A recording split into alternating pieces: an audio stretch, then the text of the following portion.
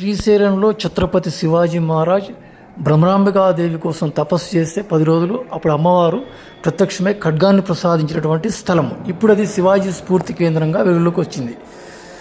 శ్రీశైలంలో మల్లన్న దర్శనానికి వచ్చే భక్తులు క్షేత్ర పరిధిలో సందర్శించే స్థలాల్లో శివాజీ స్ఫూర్తి కేంద్రం కూడా ఒకటి ఉంది. దక్షిణ భారతదేశంపై దండయాత్రకు వచ్చిన మొఘల్ చక్రవర్తులను ఈ మరాఠా యోధుడు ఛత్రపతి శివాజీ తరిమికొట్టాడు. ఆయనకు శ్రీశైల క్షేత్రానికి ఎంతో అనుబంధం ఉంది.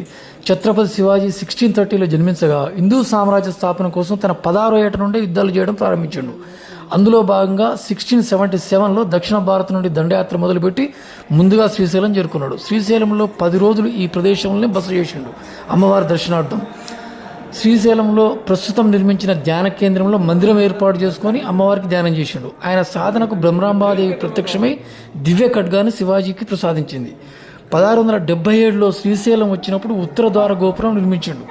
తన మంత్రి రామచంద్ర పంతుని 2